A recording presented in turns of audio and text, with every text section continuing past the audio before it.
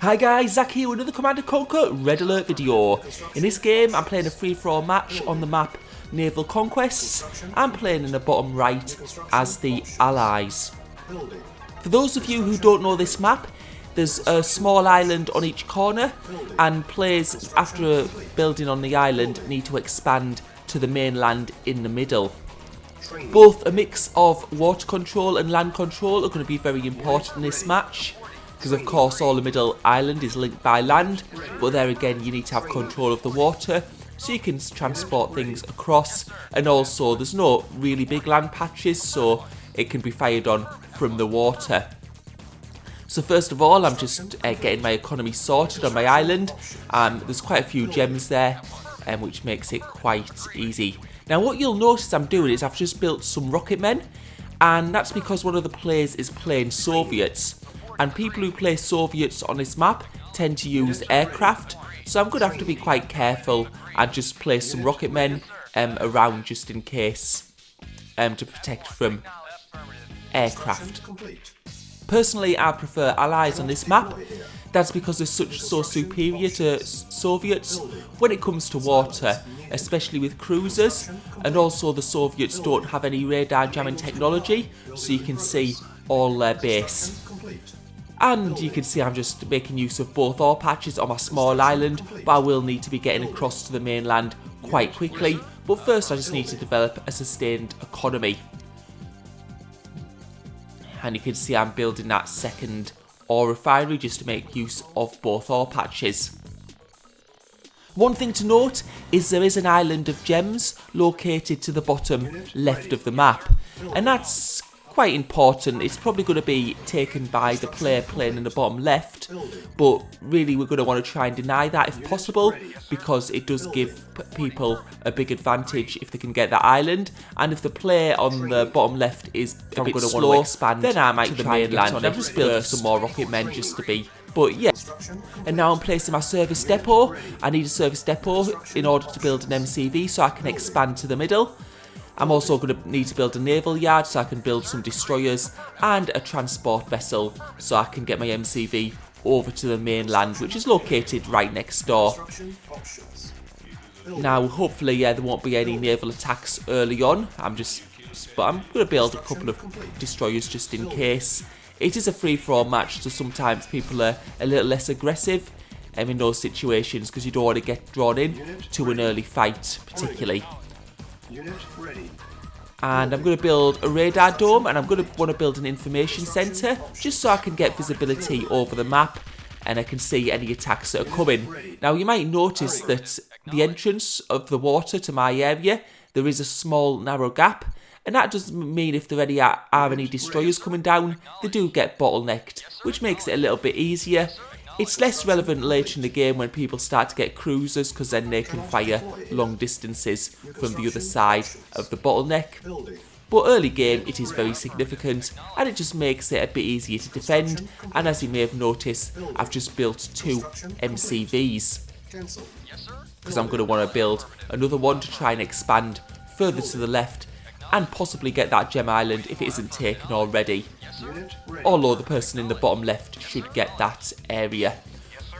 But if I don't try, I'll never know. Right, so I've got my MCV on the mainland now, and you can see I'm building an ore refinery because the ore on my small island won't last that long. And I'm just going to build some more tanks because I do need some protection on the mainland. I don't want to, because I could quite easily be destroyed otherwise. It's all a balance, this game, of getting it military but also making sure you've got a sustainable economy. And I'm just getting that second ore refinery down. And what I think I'll do is just build some defence, just get a pillbox in, and also get a war factory. That'll be useful. And you can just see I'm bringing some tanks with me for this second transport vessel. Yeah, I'm just filling it up. And we'll try and now expanding to the left. And you can see I've now got my war factory on the mainland, which will be a lot easier when transporting tanks. It's a bit of a mess I'm thinking about I should have not gone for that. That could have been a bomb, but I was lucky there. It wasn't. That would have been a bit of a disaster. Right, so you can see I'm going right to the left at the moment. I'm just seeing if the other player's already there or not. And you can see it appears he's already there, so he's been doing sort of the same thing to me. And he's also got an MCV out. It doesn't look like he's looking at the moment, so I'm just going to move and shoot. And I think I'm going to get rid of that MCV, so that's going to be a big investment, which was wasted by him. Now, this is quite significant because I know he'll be on the main island, and I can see he's firing on where he's already got, and he's also got the radar jammer, which means that he's... Oh, and he's on the middle part as well. Right, I'm going to go and try and deny him that middle part. I've got the MCV there. I'm going to have to pull it to the right, otherwise it's going to get destroyed. You can see we've got some tanks firing it on it at the moment, and this is quite a crucial little battle here. He does look to be inferior in terms of tank numbers at the moment, so you can see I've got him a bit outnumbered, and hopefully we're going to be able to save this MCV. Oof, and I'm going to get it down right now and get this... Yeah, get the ore refinery placed, because then I have a building there and that solidifies my position. And I'm going to be able to destroy this without too much trouble and get him off this middle part. Right, so now I'm going to try and go for his base on the left. He will have access to the gems, I do guess. And I'm just going to get some naval yard. You can see now he's being able to build his tank numbers. Now he knows that. And what I'm going to be trying to do is just build some cruisers, just so I can fire on those buildings inland.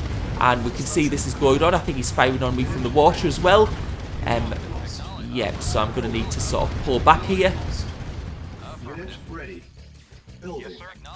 And that war factory in the mainland is doing paying itself off right now, and he's coming for a counter attack. But hopefully, you can see my ships are now firing on him, and I'm just going to build some defences. Now it doesn't actually matter if I lose this construction yard too much, because I've got a second construction yard, and aftermath units are switched on, so I'm not going to be getting any extra building speed. But what I am going to start doing is I'm going to start building radar jammers. And you can see my ships have destroyed his ore refinery on the mainland, so that's putting back quite a bit. Building. Unit ready. Building. Because I just want to deny him getting gems since we've started this conflict now. If he does get gems, I'm going to be in quite a bit of trouble. And you can see us, I'm just getting some map visibility so I can hopefully destroy that war factory and ore refinery. And you can see he's now building chronos tanks, so I'm going to have to be quite careful because chrono tanks can sneak into the base, and that might be a little bit of a problem. And what I'm trying, yeah, as I said, chrono tanks can sneak into the base, and I just destroyed my information centre, which is quite bad for me because I've lost map visibility. So I've managed to destroy it so he hasn't done too much damage except for the information centre. But I am going to want to destroy his other buildings on the mainland just to try and stop him building any more and getting another ore refinery up. So it makes it quite tricky now because I can't actually see what's going on anymore. And I have to be wary of the other players as well because there is yellow located to the north of me. And I can see he's built a radar jammer on that, maybe on that island. I just saw some of it go blank. So I'm going to try and destroy as much as I can. And now I've got my information centre back, so I'll have to wait for satellite again.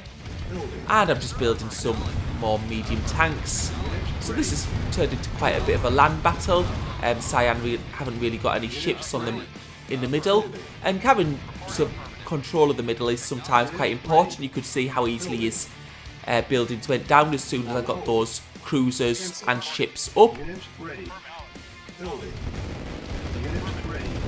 And we have denied him quite a bit, and he's just sending some people there.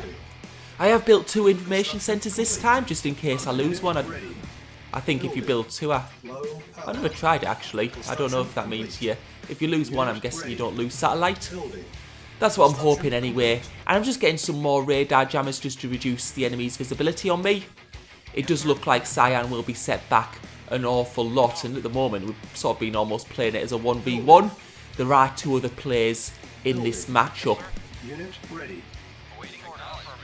And you can see what I'm doing now is I'm going to try and get to that middle island. Just to make use of those gems. And we can see that yellow are coming in for the attack. And I probably didn't see them as soon as I would have liked because I haven't got satellite anymore.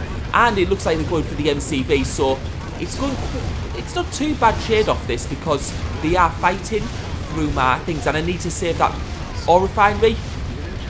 And we just managed to save it, and that was important because obviously I had a lot of my economy tied up in that. Because as you can see, other parts of the map are starting to dry up for me. So I'm gonna, and we can see that Cyan have rebuilt in the middle, and that's a bit of a blow because it means there's gonna be less gems. And I can see some aircraft there, so that's gonna be maybe problematic. And I'm just building a barracks just to try and get some infantry out in this middle island. He does have a barracks as well, and I don't know whether I should be building a Tanya possibly. Anyway, we're going to build some infantrymen and try and to get down that ore refinery. And we're going to go get down that barracks as well, and it's looking okay for now. Unit ready. Training. Yes, sir. Affirmative. Building. Unit right, and we can see that yellow are making a move on the top, so I'm just going to bring my tanks to this bottleneck, and this is going to help me a little bit.